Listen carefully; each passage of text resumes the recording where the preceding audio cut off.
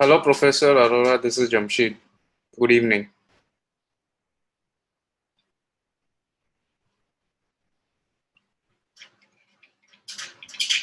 Good evening, Jamshid ji. How are you, sir? Great. आप कैसे हैं? बस बढ़िया, sir. So really look forward to this evening. This is going to be one of the longer webinars compared to the normal 1 hour webinars. Right.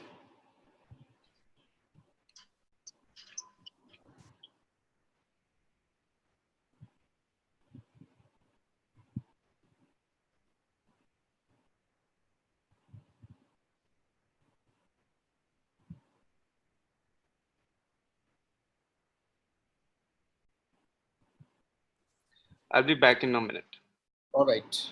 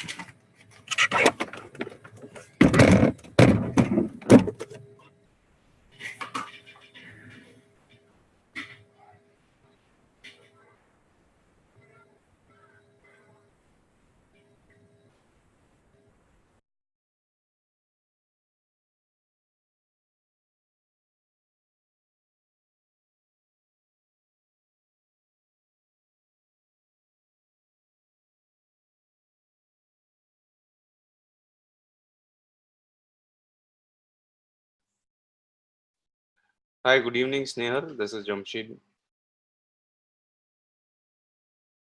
I'm sorry I'm not able to hear you. Can see your video. Possibly it could be on mute. You can see me? Yeah, now I can hear you. Okay.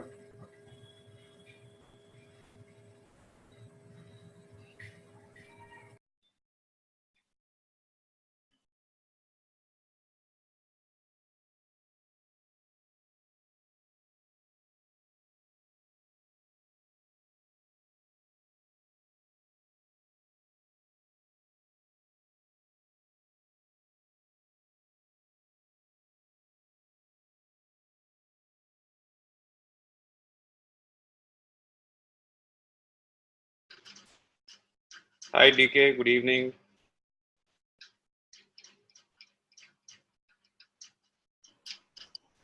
Good evening. Good to have you on this forum, DK. Thank you.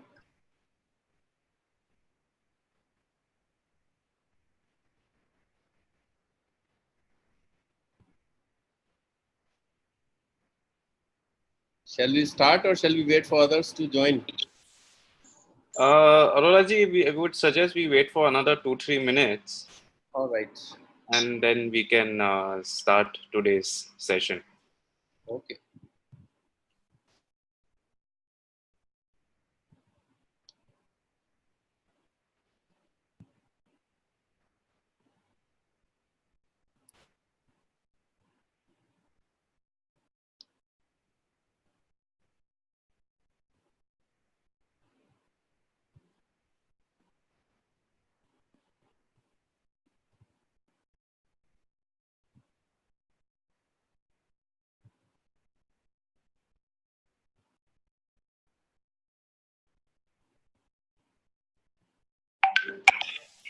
Hello, Jignesh.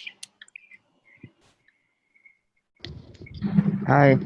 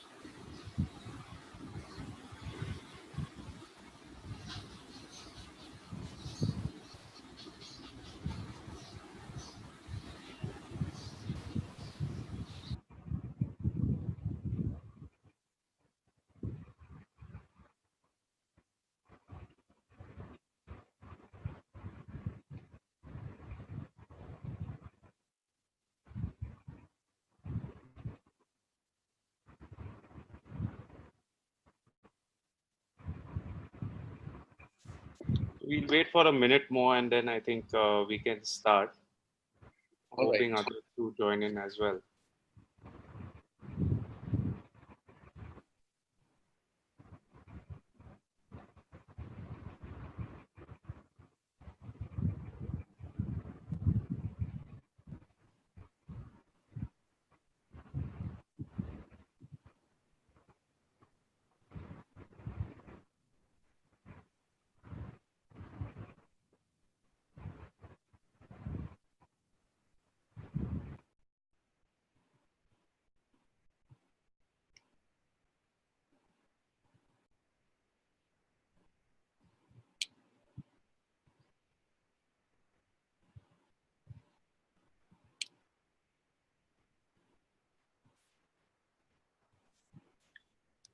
All right, so I guess we can start. So today we have got Professor C.K. Arora, who would be taking us today through the session of creating wealth through Bitcoin.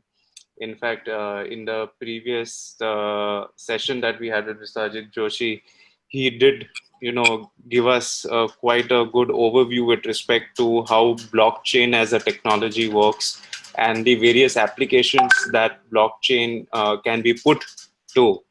And today's session, I believe, would be a more logical, extension to where we are talking on the primary, originator of blockchain per se, which is Bitcoin, and how can one go about, creating wealth? And Professor Arora would be taking us through this session. So over to you, Professor Arora ji. Um, let's start with this today's evening session. Thank you, Jamshid ji. So welcome everybody for this exciting session. And even though normally we take 90 minutes for these alternate Saturdays, but today I've requested Chintan ji to give me a better slot of 2.5 hours. But once I have got this, doesn't mean that we have to consume all of the 2.5 hours. It really depends on the knowledge level of the people in the field of Bitcoin. So I would request all of you to please unmute yourself, and also, you can start your videos also, so we can have lots of interactions. Because otherwise it becomes dull and boring in a one-way communication. So I like interactivity.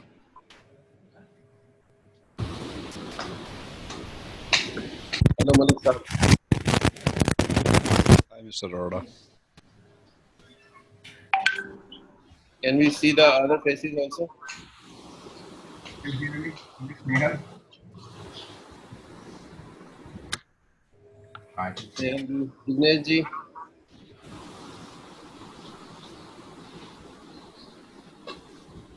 I think Mr. Dignesh is away. Could be.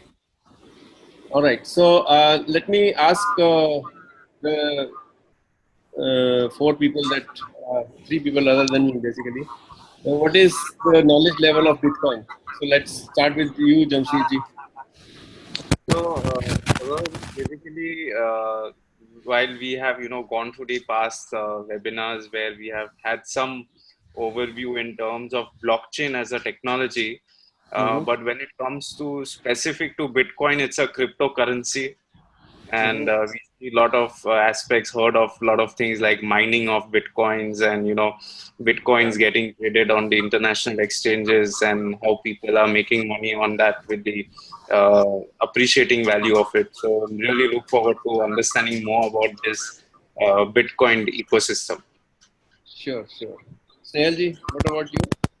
Yeah, actually, my knowledge in a Bitcoin has been since last maybe 6 months. A friend of mine who has invested in a Bitcoin was getting to the investment part of it. And recently, I am exposed to mining. My daughter's, my sister's son is getting into mining for last 2 or 3 months, and he's making. Okay, great. So that's the 2 sides. I think the investment part is kind of risky. It's kind of very volatile. But Bitcoin mining is hard work, and that's the understanding I have at this point. Okay. I'm an engineer, but Ethan and I work together. I mean, we're in the Berkeley program together. I think Snehal ji, your knowledge level seems to be quite high. So I should hand over the baton to you. You should be taking this lecture because you have been doing mining yourself. So No, I'm not doing it. I'm not doing you're not mining. doing it? My sister's son is doing mining for a couple of months. Okay. All right. Okay, welcome to the webinar. And Mr. Malik? Yeah, so Mr. Arora, my knowledge is also as good as Jamshid told. I understand this as cryptocurrency, and it's volatile. Being a chartered accountant, I understand it's quite volatile. Okay. And as of now, it's quite high in terms of value of it. It's around $5,000 per Bitcoin. That's what I understand. And mining, yeah, it used to get mined. Earlier, it was easy to mine it, but now actually mining has become quite difficult. It takes a lot of CPU capacity to mine these Bitcoins. Earlier, it used to be a little easier, but now it has become very difficult with the increase in the cost or the price of cryptocurrency. Okay. So that is the only thing which I understand as of now of Bitcoins. Yeah, and investing in it's giving a very good return for last few, if I say a couple of years, but from the perspective of future, I'm unaware how it's going to play. Okay, great. So do we all need to discuss about the basics of why Bitcoin was invented and what needs, what pain points it is catering to? Do we really need to go there, or should we just straight away jump to how to make, huge wealth through Bitcoin? So I guess a brief introduction would definitely help to set the Okay, context. okay, great, great. And now we have another participant, Lalit. Hi. Yeah, Lalitji, can you see your face, please? Here, 1 second.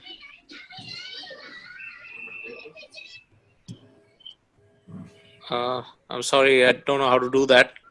Let me Okay. On the figure it video. out. Press on the video. Yeah, I did. Oh, I have to do the privacy settings and all that. Just hold on. I'll get that done. Yeah. No problem. So let's get started meanwhile. So my first question to all of you is, what do you think is the international currency at this moment of time? Predominantly the USD. USD, right? So if we are treating a national currency as an international currency, so what do you think could be the issues? Exchange rate. No, Sorry? specifically if the economy of US crashes, Yeah. so then that will be a bit it will be a bit difficult for all the other countries who are pegged to US currency and who are dependent on US currency. Okay. That is the biggest thing which I foresee, like pegging ourselves into a national currency of another Correct. country. Absolutely. Anybody else wants to add to it?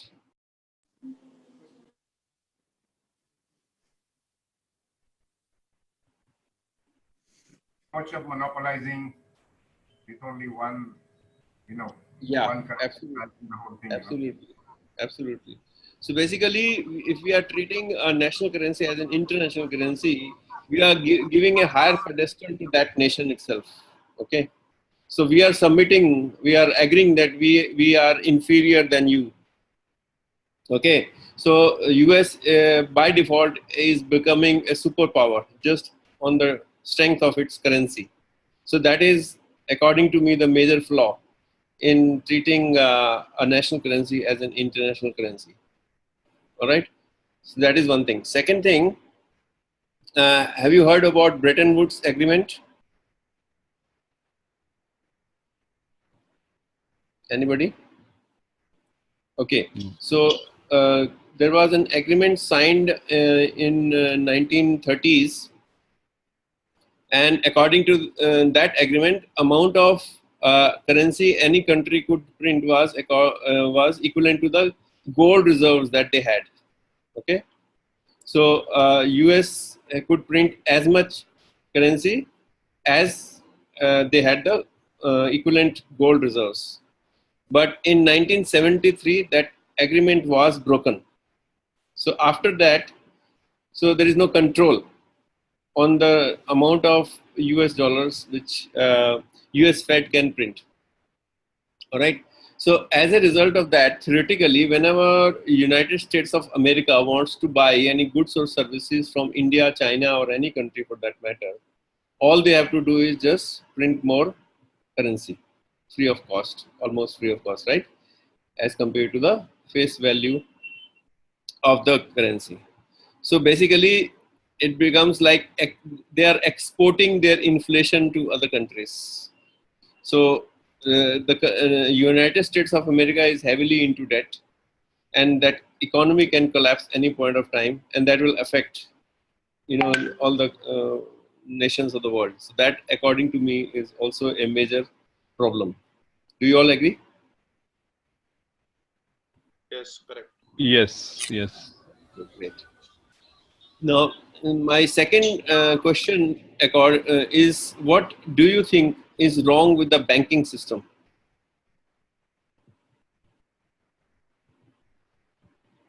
So when you ask this question, what exactly does you mean? Like, is it banking system in context of what?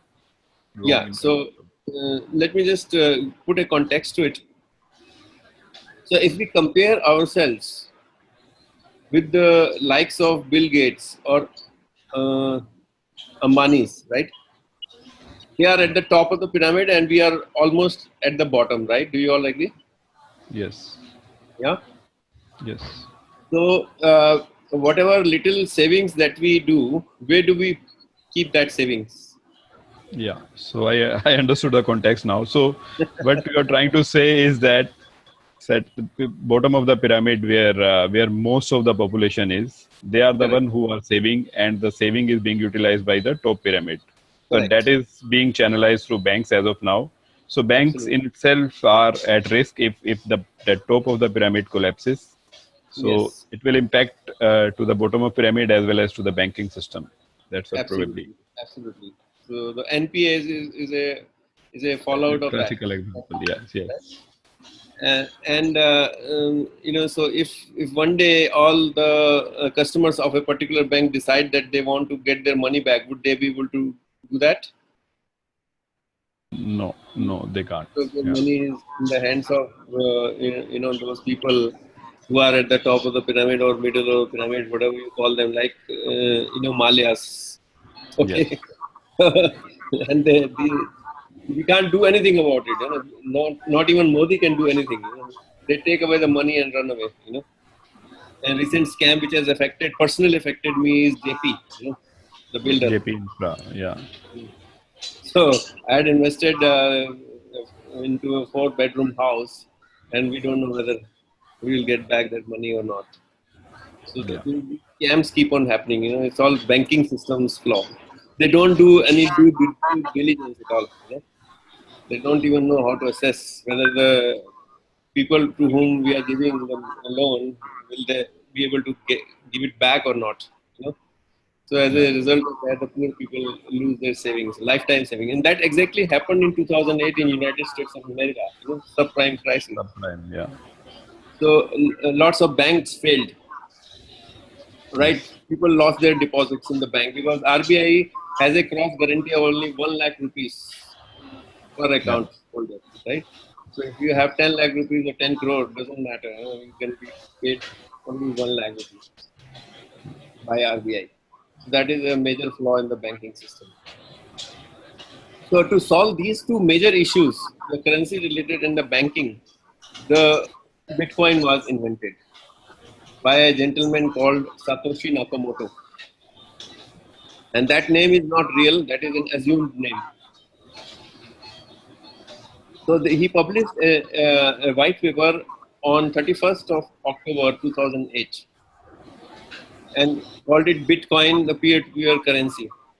He said that he will create a currency which is truly borderless. So, which place in this world is borderless? Sorry, what was the question? Which place in this world is truly borderless? Network. The internet, basically. Internet, absolutely. Internet. Correct. Yeah, So internet. internet so he created the currency on internet. And he said, I mean, he did not create. He just wrote a white paper on 31st of October 2008, and he said that we will create this currency on internet. Now, I have exposed you to two major issues which is plaguing the world. The currency related and the banking. Now, I am going to give you one more issue which is also affecting all of us. If you go to your IT hub, in Delhi it is called Nehru Place. I don't know what it is called in Mumbai or other cities. Can you give me an idea? What is the IT hub in Mumbai called? It's called SEEP. SEEPs. It's also Right. Lamington Road. Lamington Road. Okay.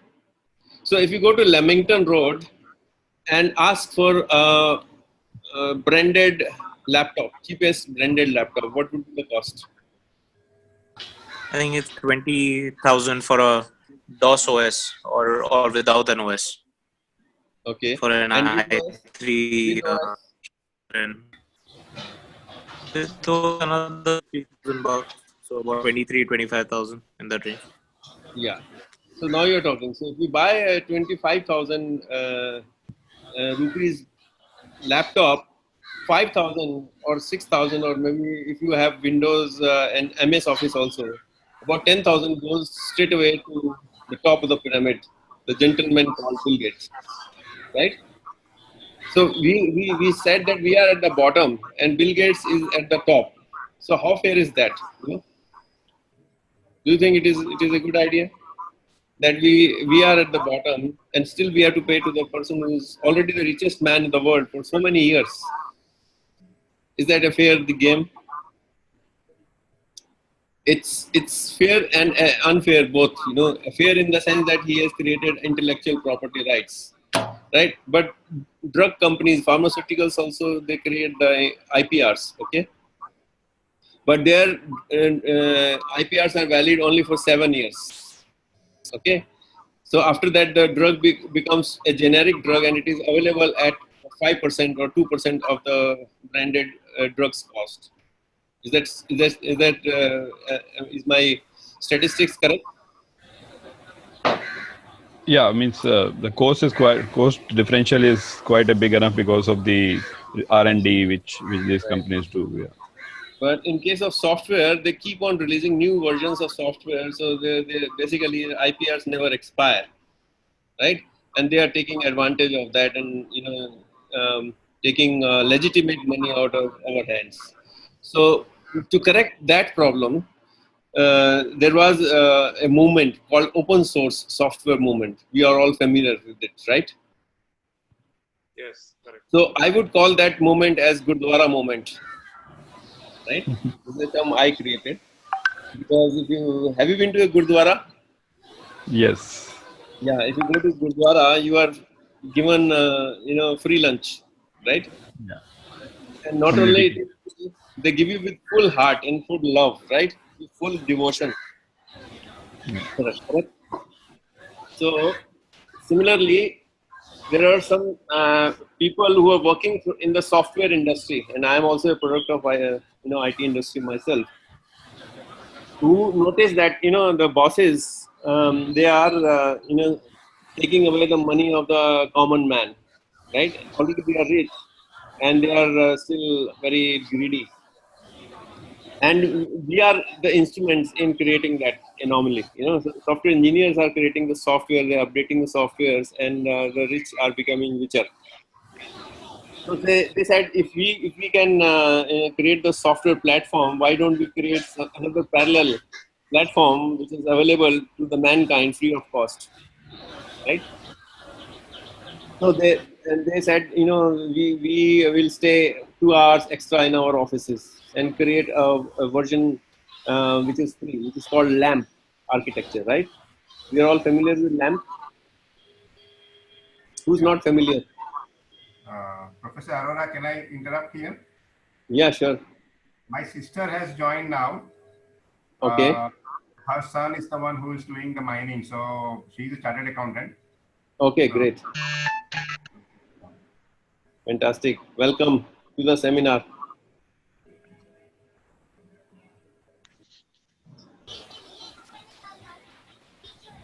Okay, so I was asking a question. Who has the answer to that question?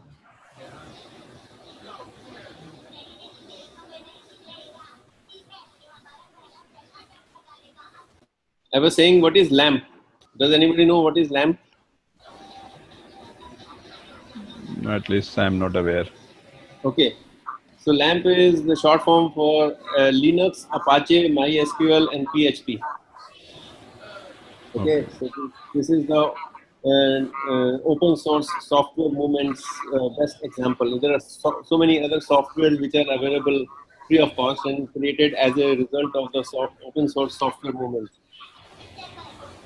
And so when Satoshi Nakamoto said, I have to create a software to put Bitcoin into operation. So he thought that if I give it to Bill Gates, he will create an ownership. He will have control over it. If we give it to Larry Ellison, he will have the ownership. So better I give it to the open source software guys.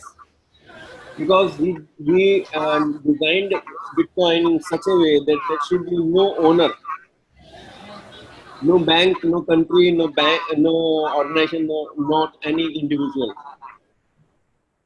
So open source software movement itself is basically it's like a Gurdwara movement, you know. So there are no owners, and there are developers they have created themselves into communities, open source software communities, and they take decisions on behalf of the the people at large for the betterment and improvement of the software, and they are not paid by anybody. Okay, so that's why I call them as Gurdwara people, and it's like electronic Gurdwara. So that software was given to the open source software movement, and it was released on 3rd of January 2009. Okay, and since there were very few people who were aware of the Bitcoin, so the value with which Bitcoin started was $0. And there are some people who are called early adopters, right? So do you know who are the early adopters? Anybody? Not the underworld, cyber underworld. Yeah, that will come into picture, but little later. So I'm talking about those people who queue up outside the Apple stores in New York, you know, when a new version is going to be released by them, right? So like iPhone or iPod or iPad, right? So they want to, they queue up for 3 days, you know, day and night, you know, they want to stand in that queue to get the first piece in their hand. So And those are the, youngsters, right? teenagers, Correct. youngsters. Yeah. Technology enthusiasts. So those are the people who adopted Bitcoin in 2009. And at that time, it was like a game. Okay. And there were no market value of Bitcoin. Okay. So now at this point of time, I want to ask my friends, which game have you played? Mobile game or internet game or computer game? Have you played any games? Yeah, mobile games. Mobile game, which game have you played? I don't remember the name. There is a spelling bee game is one that there is Okay. a Sudoku is another that I play. Sudoku. Okay. What was your score in Sudoku? I don't have my memory.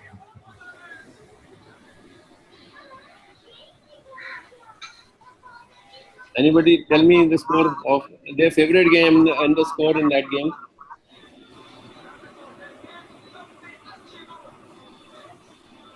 Not played much. Yeah, not played much, but whatever you have played, give me just a So score. I played in BlackBerry. There used to be a brick game, so I used to play that. So there Okay, were different levels in that. No score, but levels. So around levels. 35 So levels. Yeah, 5 levels. Okay. around 30 Anybody else? levels. 30 Yeah, levels. Oh, great. yeah. Fantastic. We must have claps for you.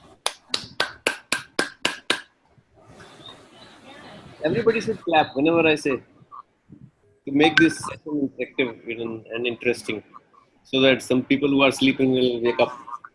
Okay.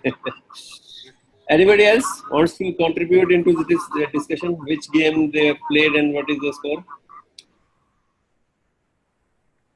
Like, Jamshi? So basically, I used to play the car racing games, Uh-huh. Need for Speed and things like that. But I don't recollect any scores per se. Uh-huh. Anybody else? Lalit ji, what was your score? Which game? I used to play Need for Speed a long time back. Again, I don't remember. It's been 5 years. I think the last game I played was Boom Beach. There I think I've reached the max level against the player that. So Need for Speed. Huh? So let's assume you scored 10,000. Can we say that? Okay. Yeah.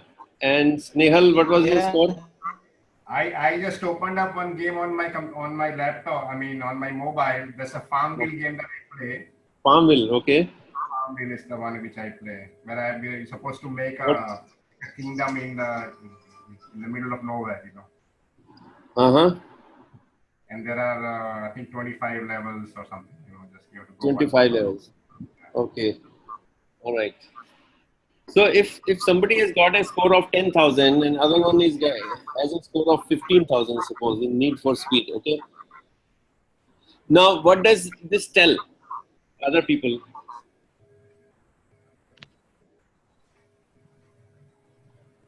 It tells that 25,000 is higher than 15,000, I guess.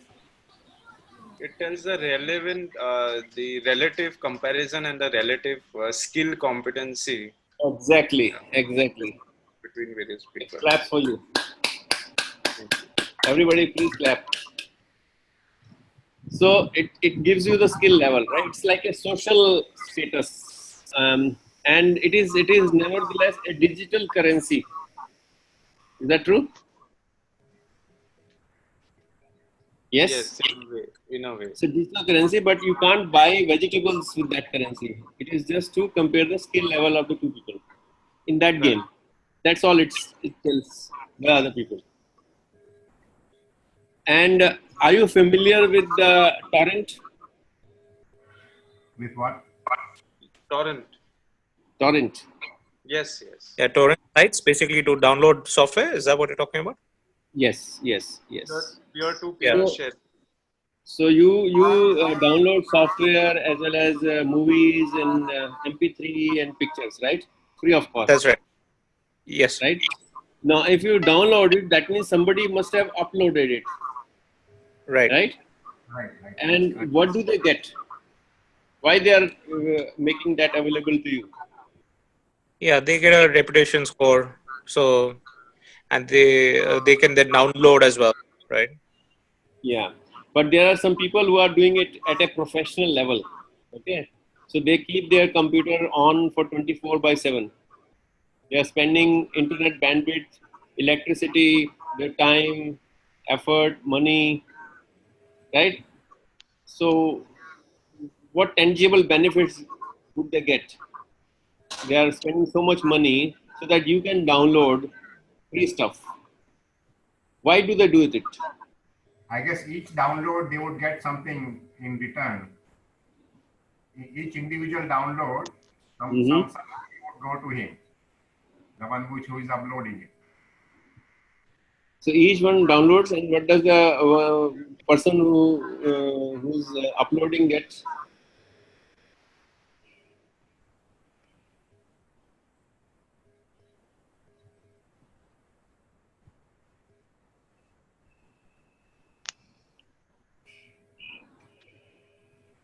I'm trying to think. Maybe it's the amount of time which goes into downloading it. Some profit of that will go to the person who is uploaded it. Something like that. No, that's not true. That's not true. So basically, it is again. I would say there are two angles to it. One is the Gurdwara thought, right, which I talked about earlier. So it is just to help the fellow human beings. You know, some people have that thought in their mind that they want to help the. It's called universal brotherhood. All right, that thought is there definitely. And the second angle to it is that suppose now we compare. We take another example of your app download, right? So there are free apps on your mobile. If you download, what exactly you give to the person who has made that available, made that application? There are different types of free software, right? One is software which is what they call as freemium, where possibly while you download the free software, there would be some amount of advertisements that would be displayed in the app, and the software developer would earn out of the views as well as the clicks on But the. my question to you is, what tangible things you give, give to the person?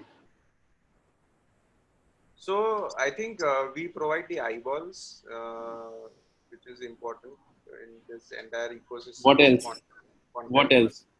Eyeballs is actually an intangible. I'm asking about a tangible thing that you actually give it.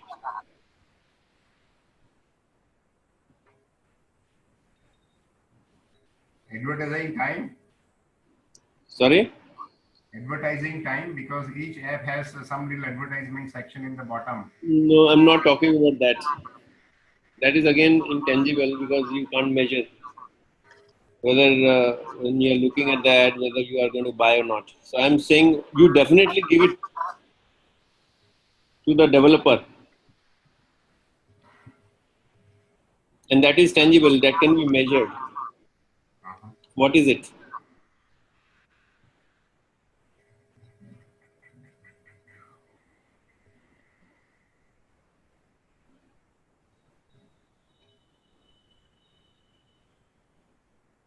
Just Because think. more in terms of analytics, the data points of your Yeah, that user. comes later. Definitely you are thinking on the right track.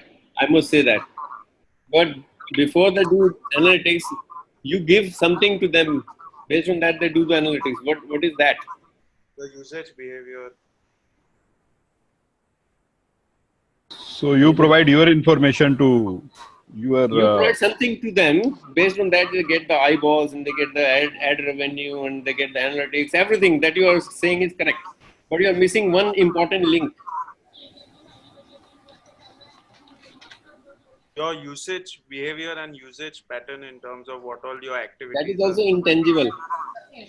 I'm saying tangible, that you actually give it.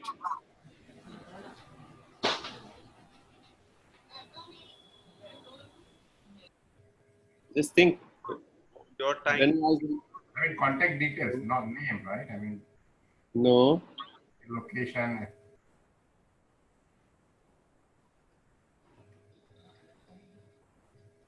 Just think. When was the last time you downloaded any app, and what was the question by the developer at the end of the download? Give access to other aspects of the phone, The contact. like contacts and Yeah, camera. yeah, but one thing you are missing. I think it was I don't want to. feedback and a Yeah, rating, right? Talia, claps for you.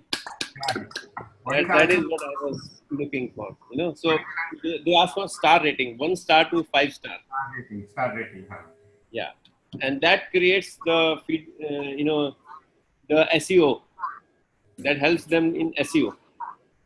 Okay, which gets the ad revenue.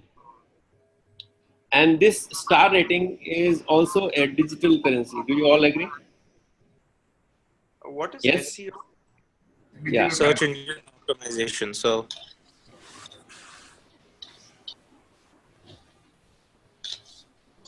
sorry, SEO was search engine optimization. Okay, thank you.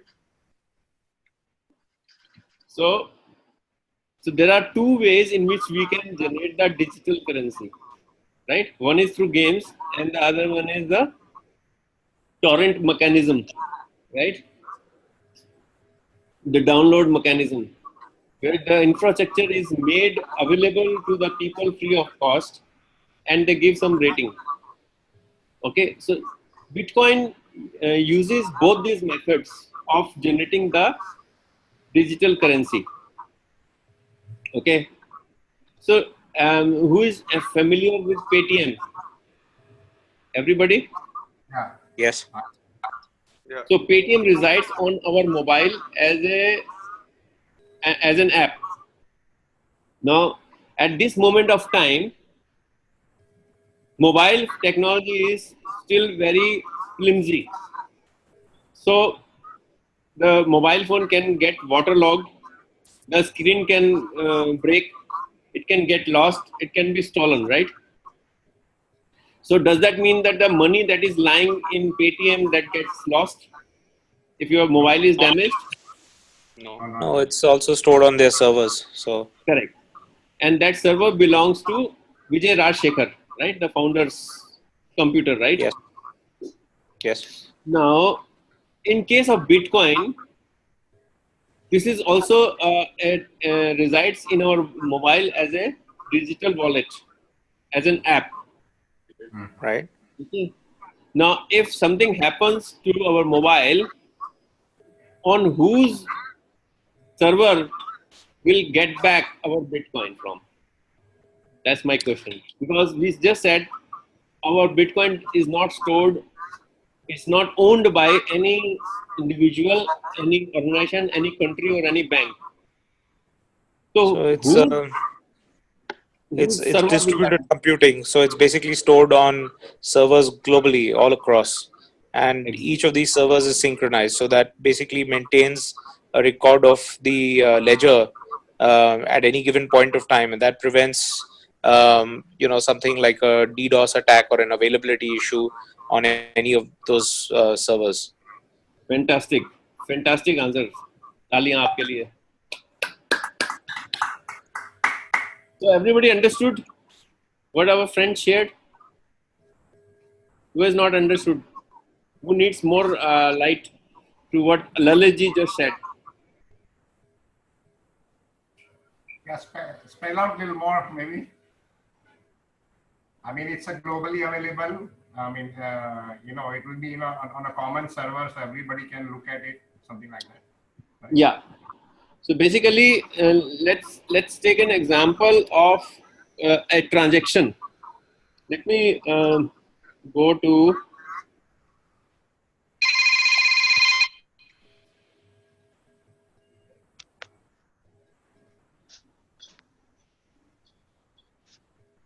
Let me share my screen.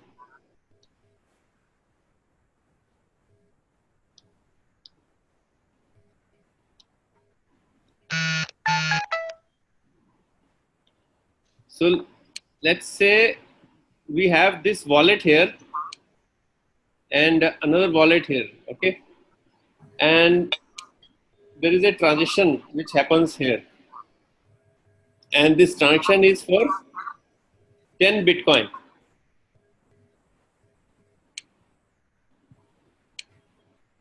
Bitcoin is denoted as BTC, like INR and USD. So for Bitcoin, we use this short form of BTC. All right.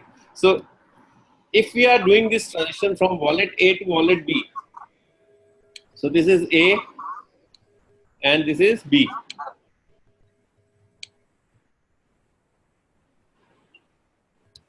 So if we have to do this transaction, there are a lot of computational power which is required. Do you all agree to enable this transaction? The first thing that the system has to do is check that A has more than 10 Bitcoins, right? Suppose it is having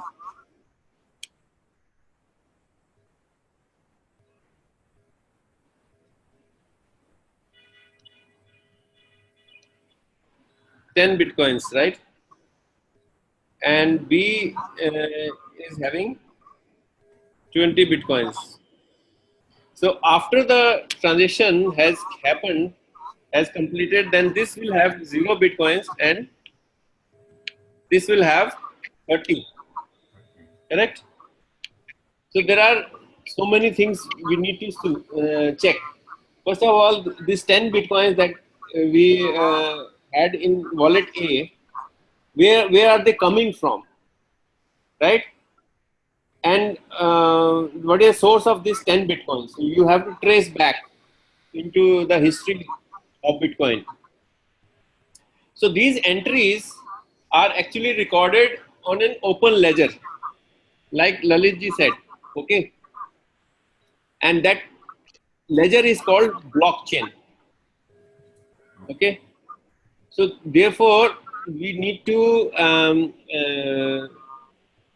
be able to see whatever transactions have ever happened in the history of Bitcoin world, and every 10 minutes a block is created.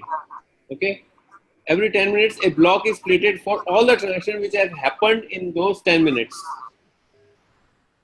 Like in a physical ledger,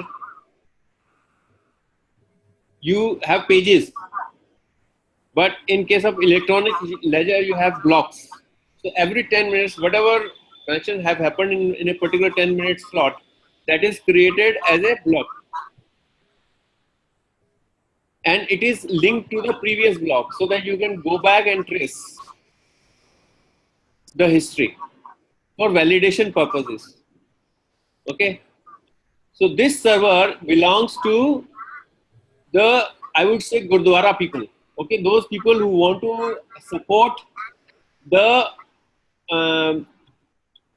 Bitcoin currency to make this place world a better place, because in the traditional space of money we had those issues associated with the cryptocurrencies and the banking system and the software muggles, and this currency eliminates all these three types of the issues.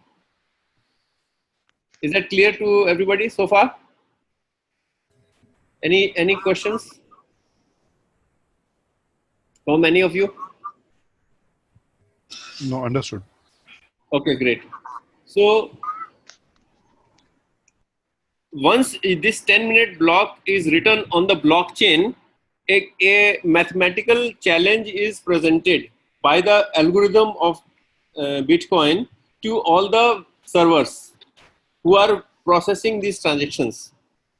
And that mathematical challenge is given, and whosoever solves that puzzle gets a reward. Okay? And that reward is also in the form of Bitcoins. And therefore, this generation of new Bitcoins is called Bitcoin mining.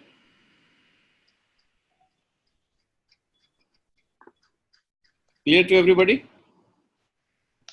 So what is the So what is the challenge? mathematical problem that they are solving? Who gives those problems? And what Yeah, so algorithm presents those problems to the servers every 10 minutes. Once the block is written, a random puzzle is generated by the system. Okay. So And that is it puzzle has to be solved. real problem, or it's just a Sorry, who's speaking? Yeah, this is Snehal. Yeah, Snehal, tell me. So every 10 minutes, the system will generate a puzzle. Right. And anybody on the system who solves the puzzle will get certain Bitcoin. Right, absolutely.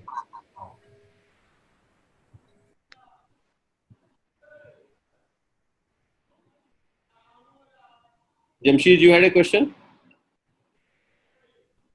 So I was asking that this problem or this algorithm that is there, is it just for the sake of doing the processing that algorithm is there, or is it solving some real world problem, or is it that compute power is being used for some real world problem?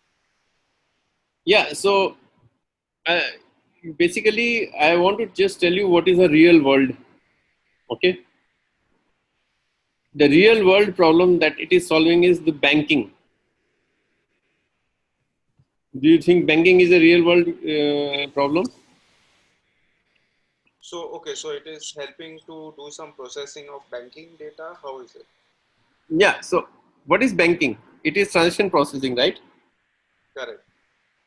So I have just given you an illustration of how Bitcoin is enabling the transactions. Correct. So it is like competition to the banking system.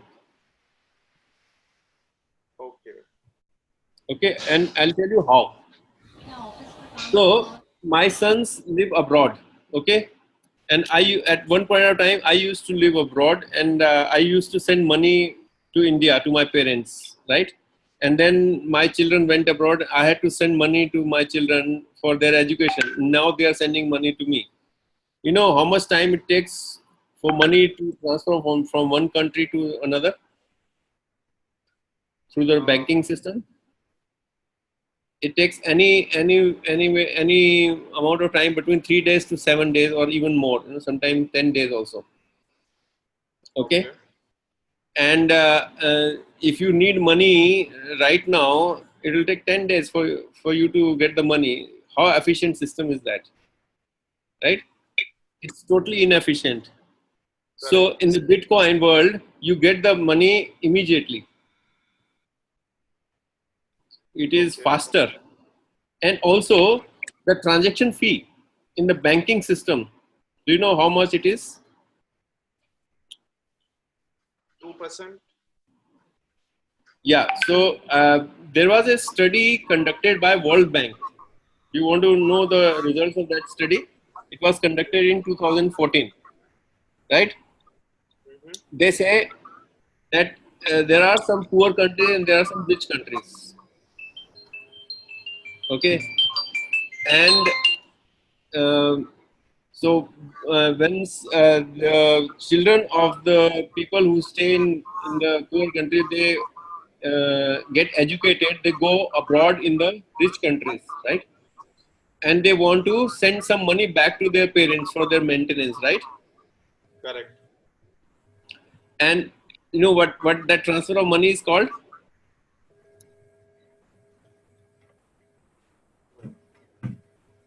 What is the term for that? Repatriation. Sorry? What is the money? Wire transfer? Any other term? Telegraphic transfer, wire transfer, that sort of. और बताइए. What is that? I think the repatriation of money, I think that's something which I've heard in US, when the money gets transferred to the country where it... I am looking for some other name. Maybe Western Union, you know. Yeah, I mean, Western Union is definitely one. That is called remittance. Remittance. Okay. Remittance, yeah. Right? So that is a term used by World Bank. So they said in 2014, the amount of total remittance from rich countries to the poor countries was to the tune of $600 billion. All right. And the companies like Western Union, Money Transfer, and PayPal, and MoneyGram, right? These are the companies which enable these transactions, other than the banks, because banks don't reach every nook and corner of the world, right? They have some business models. They are open where they make some business sense. You know, there is a critical mass of business or people who are there for catering the needs of those people. Banks will open. Otherwise, the banking is not there everywhere, right? But these companies, they have therefore the opportunity to help those people, and therefore the transaction fee is as much as 30%. Okay, so banking fee is starting from 3 to 5%, and the other extreme is the companies like Western Union. So depending on how remote the areas are, their fee goes high. So the World Bank says that we'll take 10% as a benchmark overall average, right? So if 600 billion is the amount of total remittances, the money which is lost in the transition is $60 billion, right? Yes. And you know how much is the transition fee for Bitcoin? It is less than 1%, right?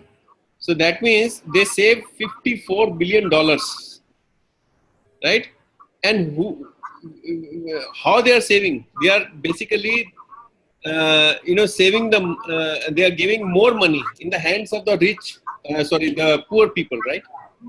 The people who are in the African, Sudan or India or China, you know, those people, they are very poor people, and for them it is additional $54 billion. It's a huge money. It's more than the total world aid of all the different organizations, you know, like Red Cross and all. So that is the contribution.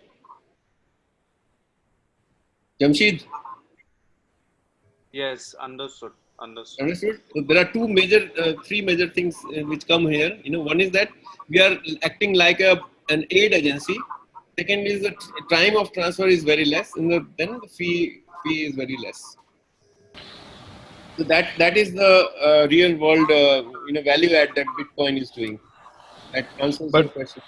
Mr. Arora, that will happen only in case this Bitcoin is accepted across the world by all countries, and it is freely exchangeable, transferable, as if US dollar is there as of now. So Yes. what algorithm or what calculation which you have done will happen only when probably Bitcoins will be equivalent to or will be as usable as US dollar is as of today. Yes, it is. It is usable. That's what I'm coming to. Already there are 48 countries who have treated Bitcoin as a legal tender. Okay, and more countries are being added to that list. Okay. So how many Right? of these 48 countries are considered developing or poor countries? Sorry? How many of the 48 countries who already have, considered this a legal tender, how many of them are poor or developing nations? Well, we can find that out on the internet. That's not a difficult to find out. Okay. So at this moment, most of the countries which have treated this as a legal tender are developed countries, no doubt about that. But where it is not, there are no regulations. Like in India, there are no regulations on Bitcoin, right? So therefore, we are having lots of transaction in Bitcoin in India, even though it is not legal, right? There are no regulations. So similarly, even if there is no legal sanctity given, it's a people to people kind of acceptance. Like I said, it's a peer-to-peer currency. Like torrent is a peer-to-peer file transfer protocol. So Bitcoin is the peer-to-peer money transfer protocol. It has nothing to do with government because government can't ban it. Okay. It's basically any two individuals, they choose to transact in Bitcoin, nobody can stop them. One more question, Mr. Arora. See, I heard of late that like after BRIC event, so these BRICS people or BRICS countries are considering to float their own cryptocurrency. So is there a possibility of any competing currency coming into picture vis-a-vis Bitcoin, which Yeah. probably can erode the value of Bitcoins, because Bitcoin value is increasing as of now because it's the only currency probably available or only popular currency available, No, which is cryptocurrency. there are 1,000 more currencies like Bitcoin.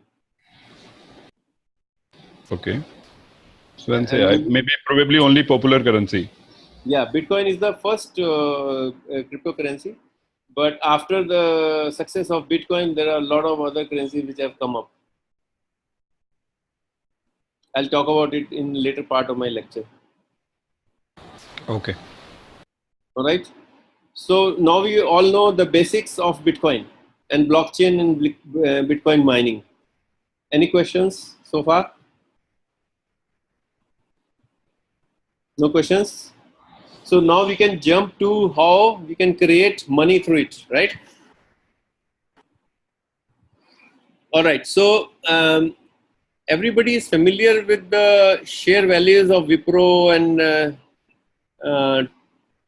TCS and Infosys. We are all familiar. What has happened to the prices of Wipro? Yeah, we means I've seen on one of the WhatsApp that somebody, if you would have invested around 10 or 20,000 rupees in 89, would have been around 200 crore now. Maybe exaggerated, but yeah, but the No, value would have definitely appreciated. Yeah. I'll just share one study with you. Can you see my screen? Yeah. See how investment of um,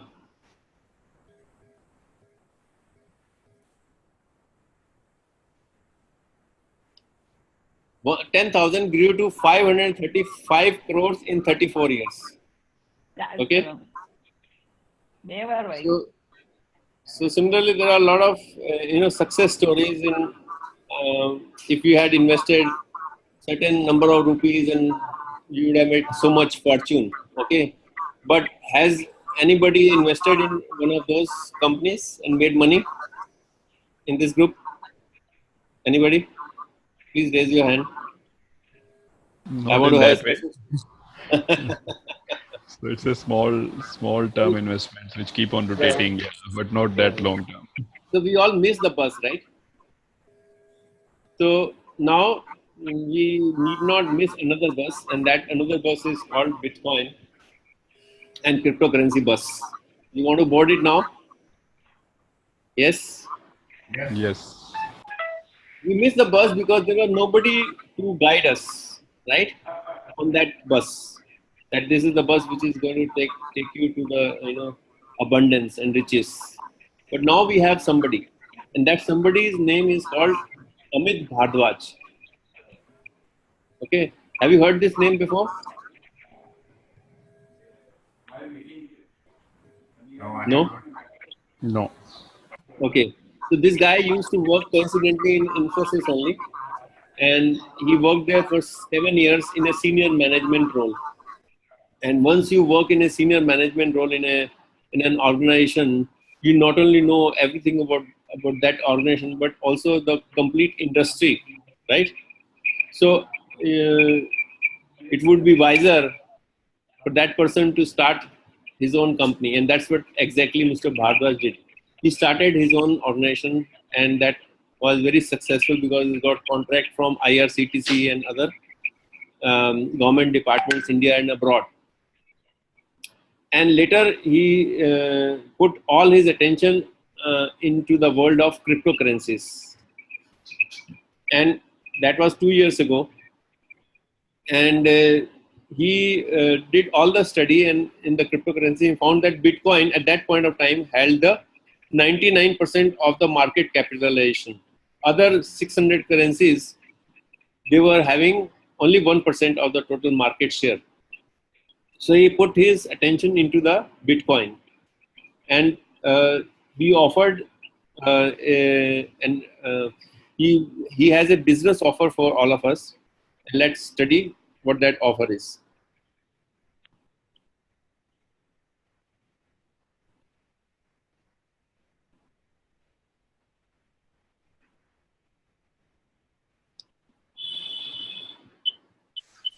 Can you see my screen? Yes. Yes. Yeah. So that company that he promoted is called Gain Bitcoin, and it is also called GB Miners. The brand is called GB Miners, and the company is called Gain Bitcoin. So welcome to the cryptocurrency world of Gain Bitcoin and GB Miners.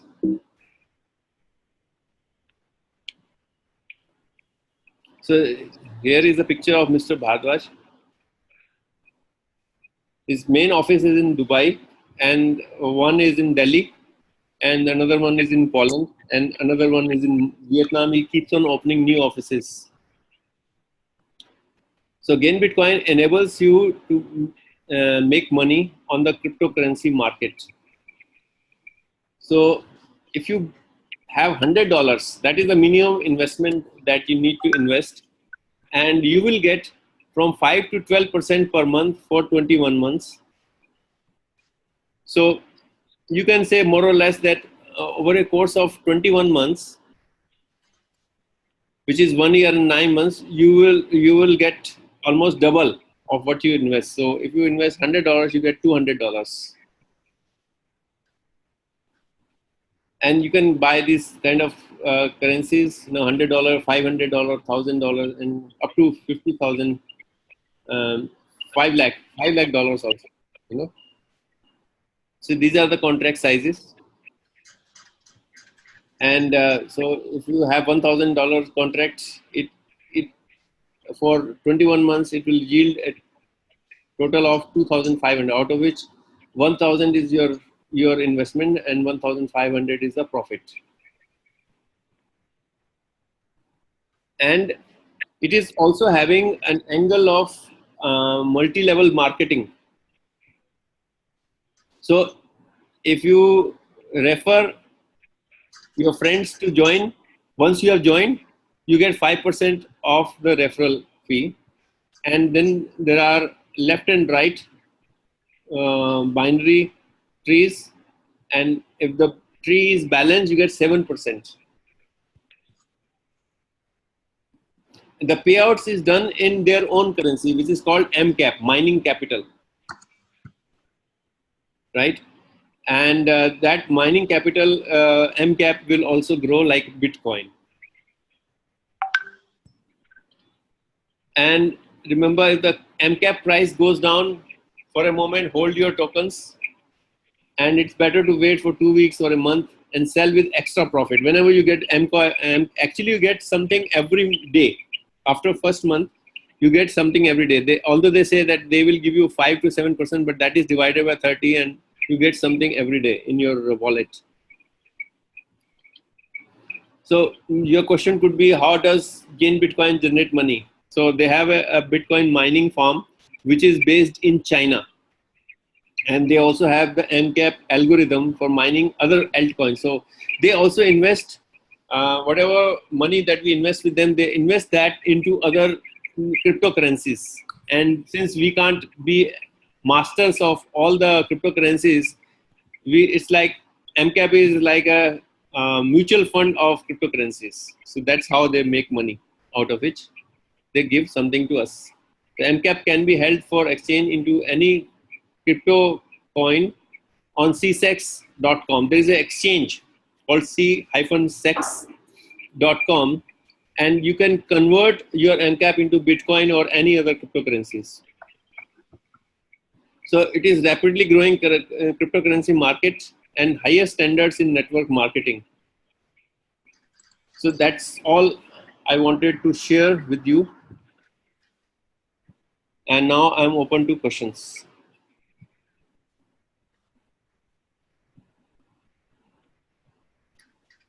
So this MCAP with the currency which you have talked about, so how is it linked to Bitcoin? Like, see, you told that on backend they are investing in Bitcoin or they are mining Bitcoin. Correct. Right. So, but in addition to that, like, see, if a Bitcoin is there, as you told that there is an open ledger where we can actually go, it is available to everybody, can see, it can be transferred. But this MCAP or the one currency is totally dependent upon the performance of this company which you are talking about. Right. Or if this company is in existence or it is continuing, then probably it's a sort of like the model which you have shown is a sort of chain management which we used to see for Amways or the sort of there was one or two more like that, where you have to make some more members and you get referrals and all. So Yes. usually the risk in this sort of investments or risk in this sort of chain is that the guy who is on the bottom of the chain is the one who is at maximum risk. The guy who are at the ham, they will get probably benefit and they will either get out or they will keep on getting benefit. But the people who are on the bottom, as you told, that the pyramid, banking pyramid. So if we are creating this chain business, the same sort of risk is there in that pyramid also. Like on top, people will be having benefit of the one who are investing at the bottom. Yeah, so your observations is 100% correct, but I have a good news for you. This pyramid is, Malik Saab, not necessary, right? It is totally optional. So you will keep on getting your mining output, whatever they have promised. $100 will be converted to $200, and $1,000 will be converted to $2,500. Whatever they promise you, the mining output, you will keep getting that. In addition to that, right, you also can opt for going into the multi-level marketing, but that's not a must. Okay. So how much percentage earnings are done through pure mining and how much of it is done through multi-level marketing? Yeah, so I am saying that you will double your investment in 21 months. That is for sure, and that is all through mining. Okay. In addition to that, if you have a tree under you, you can create huge wealth, but that part is totally optional. So it will depend on how much effort you want to put in building your tree. So it has got nothing to do with your own personal investment, right? And what has been your personal experience on this platform? Yeah, good question, Jamshid. So when I started my journey 1 year ago, and so up to February I had no issues, but in February this company had issues, So if it had no ethics or no honesty, this company could have gone and not paid anybody anything, So for 6 months they did not pay anybody because it was going through some issues of itself, and the founder of this company, again Bitcoin, Amit Bhardwaj, was undergoing health issues. He was also operated for kidney transplant. Still, the company has been paying us, the backlog. Whatever the 6 month period, people did not get money. Now they are getting it back.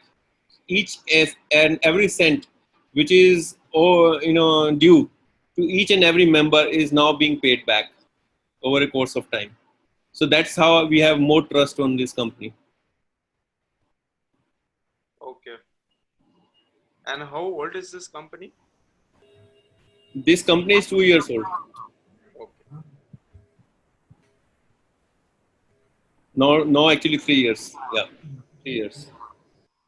Okay. So Dushyant, do you have any questions? yeah, I have a few questions. Yes, please. So Professor Arora, this at the end of 21 months we can withdraw the money and convert into rupees, is it? No, basically you are getting your money back. You can say in the first 10 months you are getting your principal back, Okay. and then you are getting the profits in the next 19 whatever months are left. So it is 21 months or 11 months. Yeah, so 11 months you are getting the profits. So you have, for you have already received the principal back then. Yes, So yes. I'm very happy that I've got my principal back. you're happy about it. So actually, Yes. I'll be glad to have some more information into the slide you showed. So Yeah. possible to send an email. And Yeah. then, so another question is about this mining, the mining that individuals do. Mm-hmm. So I want to put out one, what a few days ago only I was going to call you because Mm-hmm. I had a number taken from Chintan of you to talk about it. But Mm-hmm. there are few options available in market now for doing the individual mining. Mm-hmm. That you are, I'm sure you must be aware of that. Yeah, basically what I am suggesting is cloud mining, where you are not bothered about putting up your own hardware and doing all the infrastructure and maintenance and all that. That's a big headache. So because at the end of the day, if you remember, I told you that it's like a game that you need to play, and only the fastest server, right, will win that, and there is no guarantee because only one server or a pool of server will win. Not everybody gets the reward. So, what is the guarantee that your server will be the fastest as well as it will solve the issue? The puzzle. So that is It is the. show one screen here. It's an Excel file of working of a few options I did only 3-4 days ago. So for me, Mhm. we are open to seeing this information. Yeah, you can send it to me across. No, I'll now, give you my contact details. okay, sure. Professor Arora, I have a couple of questions. Yeah. You mentioned that, Mr. Bharat was unwell and therefore he did not make the payments and all. So that's this operation on rules. So if Mr. Bharadwaj dies, then what happens to the money that's there? It doesn't seem like a Yeah. So stable professionally owned company, and it seems dependent on one person. no, it's a person, Mr. Bhada Sorry, knows. go ahead. Yeah. So because this is not something which is hidden, so we were knowing that in advance that this can happen, So there is a risk management plan which is already into place. Okay. Right. So his brother is also actively involved, and then there is a global president of the company who's a Chinese guy. So a lot of things which are there, which will ensure that your money is not going to go away. So these are my contact details. So anybody wants to communicate with me and getting more details, you can either WhatsApp me on this number or mail me. Sure. And so the other question is that, you mentioned that within the first 10 months, basically the principal amount is returned, and then subsequently from the 11th month to the 24th month is when the return comes in. Is that right? Yeah, 11th month to 21st month. There are 21-month contract.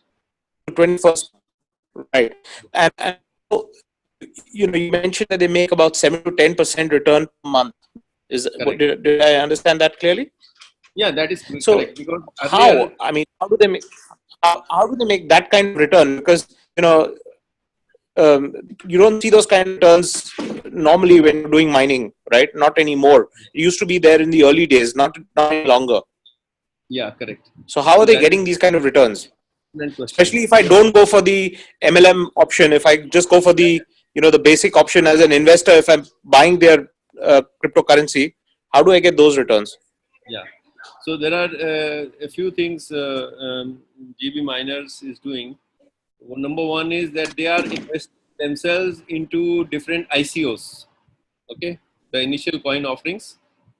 So they have a good hold on the the background of the promoters, and they have a team of analysts who do the due diligence. So it's like a mutual fund of the ICOs and cryptocurrencies, and So their business model is really investing in other ICOs and other cryptocurrencies, and if those appreciate substantially, that's when I get an appreciation. Is it? Yeah. So that is why the range is there, 5 to 12%. So 5% comes from their own options, and if they on top of that they make more money, they will pass on to you. Okay. And is this operation regulated? Is it registered with any regulatory authorities in any sort in Dubai or in India or anywhere else? Yeah. So in India, there is an RBI committee which has been studying cryptocurrencies and Bitcoin. So as and when they come up with the regulations, this company will be compliant to that, because right now there are no laws, so there is nobody will regulate it. Right. I thought Japan and Russia have come out with laws around cryptocurrency, right? Correct. Absolutely correct. So we are expecting that from Indian committee also very soon. Any time frame for that? Yeah, I mean they had given 3 months time, and that 3 months was over 2 months ago. So already 5 months. All right. So, Professor Arora. Yes. The individual mining is not recommended, is it, in light of many potential issues? No, I won't personally do it, because I may end up spending more money. Okay. because there are lots of inputs. See, one thing is that you need 24/7 electricity. In India, that itself is not guaranteed. Okay, then you need 24/7 internet, even more difficult to get, right? With the confirmed bandwidth. Then you need 24/7 air conditioners, to keep the servers cool, because lots of heats are generated by the Bitcoin servers. It's like a ASIC, application specific integrated circuit, which is like special purpose chips which are created by the chip makers like Intel and AMD, and Right. so they generate a lot of heat, so need cooling. So Yeah, cooling all is those, required. yeah, so real So estate and all those things, I got curious. salary, it I got comes, curious because now I have a solar at home. yeah. So Oh, great, it's cheaper for me. fantastic. So that's why I was looking at these options, and I mean the IRR. If I say 3 year, it will continue. It's like a whopping some, 100, 150, 200%. Mm. So that's why I was thinking if you want me to share this slide, Yeah, if you it's can send it to me. okay, I'll have a look. I'll do that. Sure. Any more questions? So, Professor, what is your take on Ethereum currency? Yeah, Ethereum is the next promising currency because we have seen that it is enabling the smart contracts. You know what is smart contract? If you know the driverless car, the Google is promoting. So it doesn't have any driver. So who will collect the fee? And who will then take the car to the workshop, and who will pay the workshop? All these are enabled through the smart contracts. So this is kind of new age technology, which is also linked with the IoT, Internet of Things. So this is a very promising technology. So it is taking the best strengths of Bitcoin and also adding more new, smart technology enable features. So it's very promising. Okay. And what is the extent of liquidity in terms of getting into it and getting out of it in terms of Yeah, monetizing out?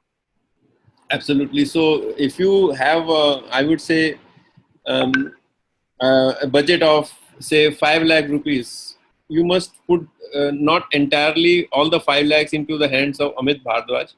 You must do some Bitcoin. You keep your Bitcoins into your own wallet. That is for sure. Then secondly, you can put some of the investment into Ethereum and other altcoins, and only 1/3 of whatever you have you should put for mining through Mr. Amit Bhardwaj. So don't put all your eggs in a single basket. Okay.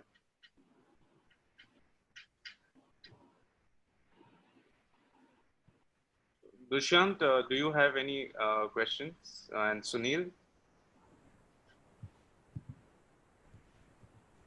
Yeah, Nehal, right? I'm really excited. How do I know more? I mean, what is the way by which I know more about the whole thing? I mean, I'm really Yeah. excited. So yeah, sure, fantastic. Thanks for your excitement. So I've given you my contact details. Yeah, Have you noted it down? yeah, I did. I did. Yeah. So let's be in touch. I can answer all your questions on a one-to-one basis. Sure. Mr. Arora, Thank even I you. would like to contact you because this is Okay, sounds great. very interesting. Thank you very much. And Thank you. thank you so much, Professor. It has been really a wonderful session to kind of get into the details and nuts and bolts of what um, Bitcoin is all about. Because till now we were more focused on the technology aspect of it rather than the commercial aspect of it, and trying to see that how we, rather than blockchain running at our respective organizational levels, how do we actually benefit out of this blockchain, ecosystem in our personal capacity. And I think, the ways that you have shown, indeed, gives us the confidence with respect to how one as an individual can participate and benefit out of this overall ecosystem. And thank you so much for providing this, talk, which has given us this insight. Okay, thanks for inviting me. Thank Yeah, you. thanks a lot. Thank you very much, Mr. Arora. Thank you very much. Thanks, Jamshid. Thank you. Thank you, sir.